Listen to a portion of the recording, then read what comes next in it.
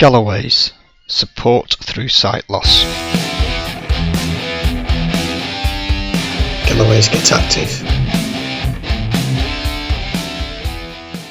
Cuerden Valley, Lake and Woodlands.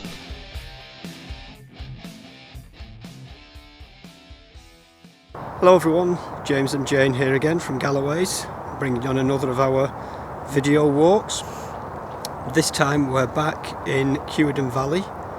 I'm going to take you on another loop round the valley, taking in the big lake that there is here and some of the woodland and the river that runs through it. So come along, enjoy the walk. It's a cold day, you might be able to see the steam coming out of my breath, but it's a cold day, about 4 degrees, beginning of December, and we'll see what we can find for you today. So come along, let's get going and we'll see what we can find. So we head out of the car park and just past the paint display machine you come across a sculpture of an owl on the left hand side. It's a big wooden sculpture.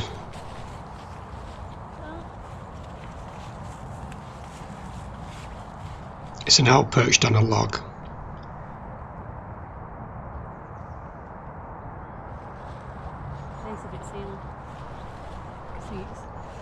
It's probably about 6.5, 7 foot tall.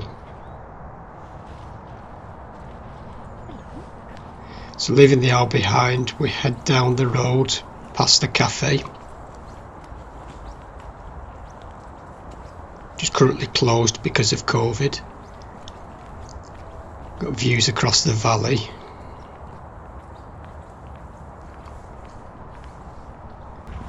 So follow the path and we go through a kissing gate. And we keep following the path down towards the river.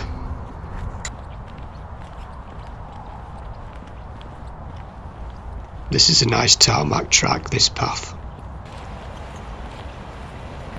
So we get to the bottom, we cross over the river via the bridge.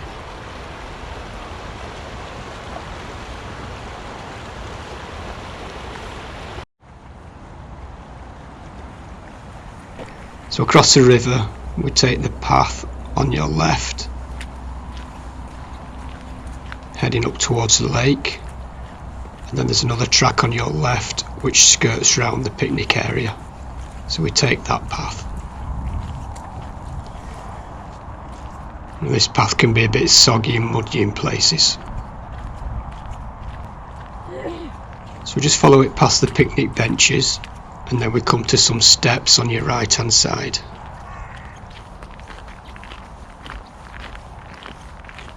So we go over a little footbridge over a ditch and then up the steps.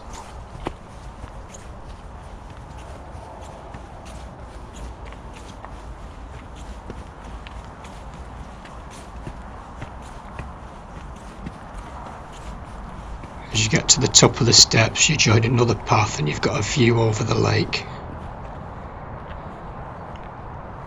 There's all sorts of birds on the lake. You've got trees on the far bank. There's a little bit of a fence jutting out into the lake.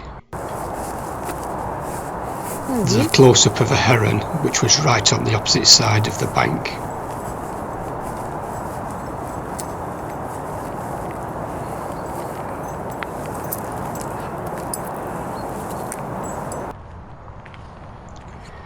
So now we follow the path, so we've got the lake on our left hand side and a fence on our right. And there's some cormorants drying their wings on some rocks.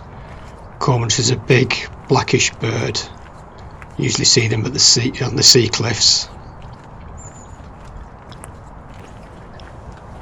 There's a cormorant now just diving under looking for fish. So back along the path.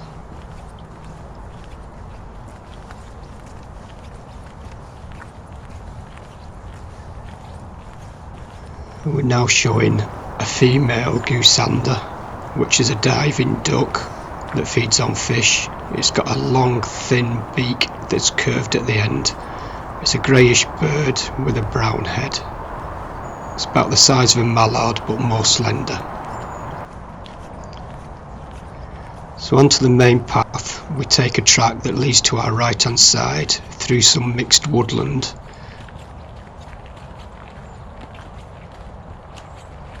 And Jane will tell us about different sorts of trees that we can see. The male flowers are called catkins. They hang down from the tree. Female flowers grow in pairs, surrounded by a cup. Bark and buds. The buds are shaped like torpedoes and form on short stalks. They look like the beak of a bird. The bark of a young beech is smooth and grey, with slight horizontal etchings. The leaves of the beech tree. The beech has oval leaves with a pointed tip and a wavy edge. Young leaves are light green and hairy. As the leaf ages, it becomes a darker green and the hairs fall off. The fruit.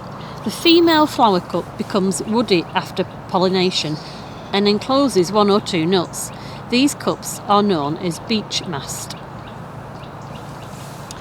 Did you know this about the beech tree? Did you know that beech trees are deciduous, which means their leaves fall off in the autumn? Before they fall off, they change their colour. And did you know, in the past, beech nuts were used as food for cattle?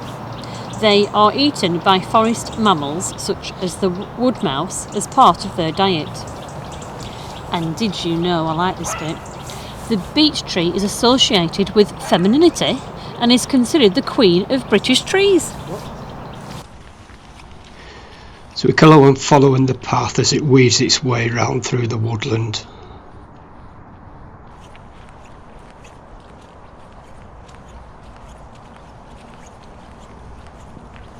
It's a nice path, but it can be a little bit muddy in places. The oak tree.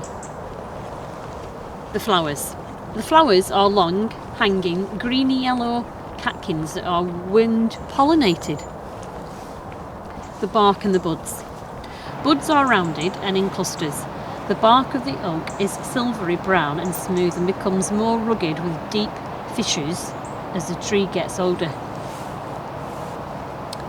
The leaves.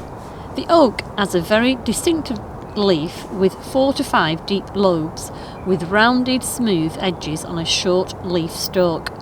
The oak is deciduous, so will lose its leaves in the autumn. The fruit. Commonly known as acorns, they are on long stalks and held in a cupule, the cup-shaped base of the acorn. As the acorn ages, it changes to a brown colour, loosens from the base and falls onto the ground. Did you know there are many different species of oak? Sessile oak, Turkish oak and holly oak, to name just a few.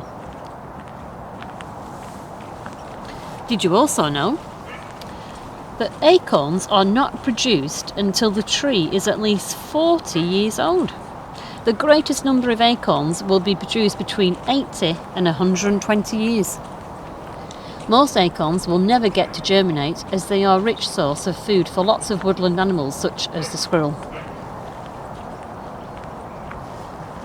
And did you also know the oak is known as the king of British trees and has become a national emblem and a sign of strength? When the path joins another track, which is the main path through the valley, we turn right and keep following it. This is now walking through the flat part of the valley floor.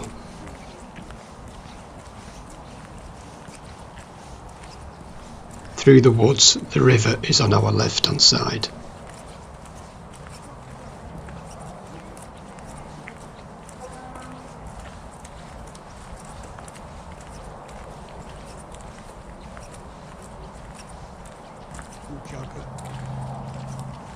A jogger is just jogging past.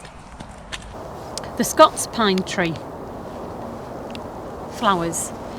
The male and female flowers are on the same tree. The male flowers are clusters of yellow anthers, the part of the stamen where pollen is produced. The female flowers are small, red, purple and globe-shaped, which grow at the tips of new shoots. The bark. The bark is orangey-brown in colour and develops plates and vertical roots as it ages. The Scots Pine is an evergreen, so will keep its features all year round. The leaves. The needle-like leaves are green and slightly twisted. They grow in pairs. The needle leaves of younger trees are longer than those on older trees. Fruit. Once pollinated, the female flowers turn green and develop into cones. These green cones are very compact and pointed at the tip. The cone matures the following year. Mature cones are brown with a raised circular bump on the scale. Did you know?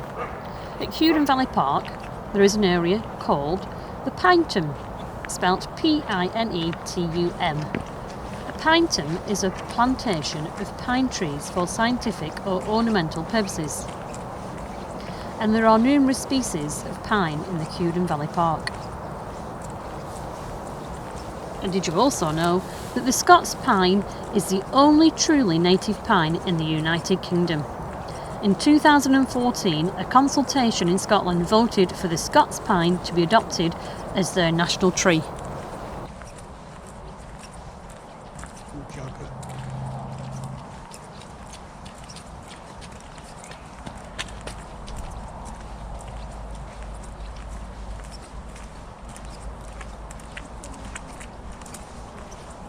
As we keep following the path, we come to a junction with a signpost.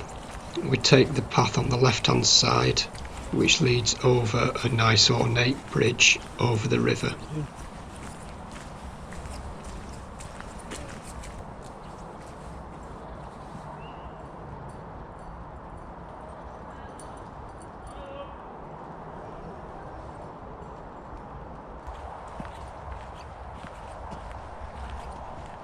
So once over the bridge, this part of the path again can be quite muddy.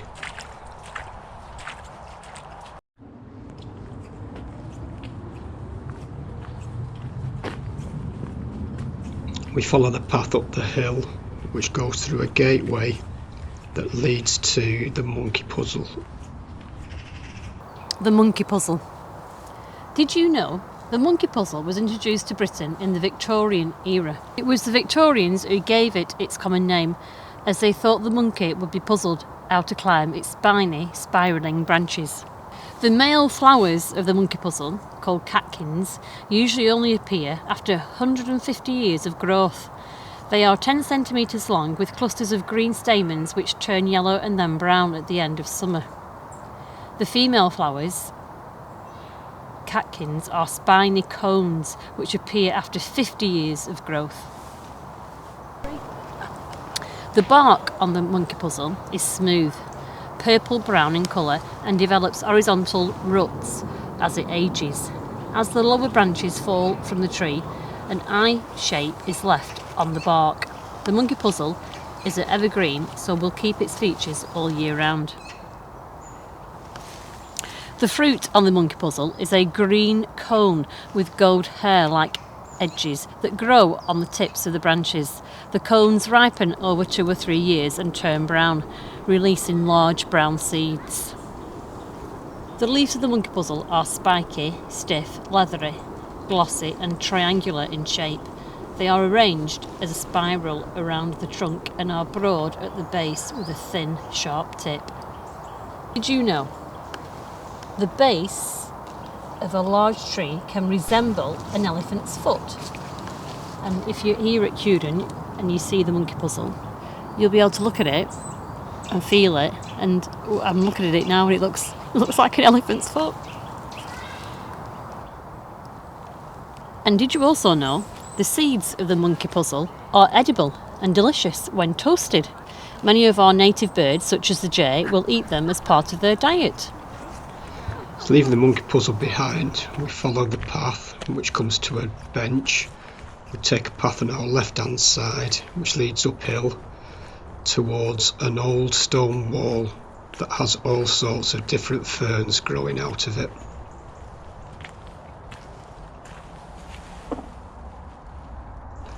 So over time the seeds have landed in the cracks of the wall and the ferns have grown out of the wall. We go up the steps and there is a metal handrail on your left hand side.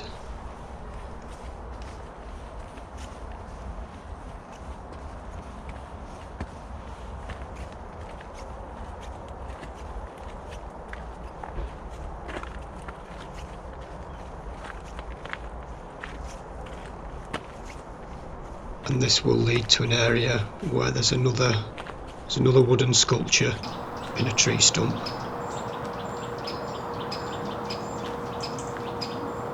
It's a sculpture of a face, and round the outsides of the face there's all sorts of leaves which is making up like a hair and a headdress. There's two eyes, eyebrows, a nose and a mouth.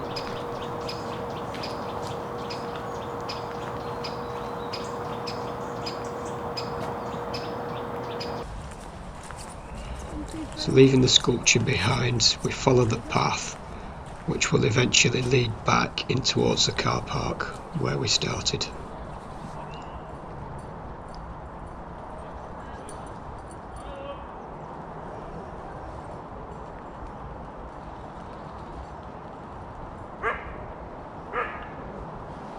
Okay everyone, so that's just a nice walk around Cuerden Valley. We've taken in the woodland. We've learnt about some of the trees in the woodland that you can find around Cuerden. We've seen the big lake, we saw the cormorants on there, some of the other wildlife there, and a really nice walk round. It's probably only maybe around about 2.5 miles in length, so it's a nice easy walk. The paths are pretty good, although a little bit muddy in places, so I would recommend boots on there or sturdy footwear. If you'd like to know more about the walk, give me a call. It's 01772 744 148 and I'll gladly tell you more about the walk and how you can get here. So hope you've enjoyed it. Stay safe, look after each other, and we'll see you in the next walk. Bye for now. Bye. Bye. Galloways Support through sight loss.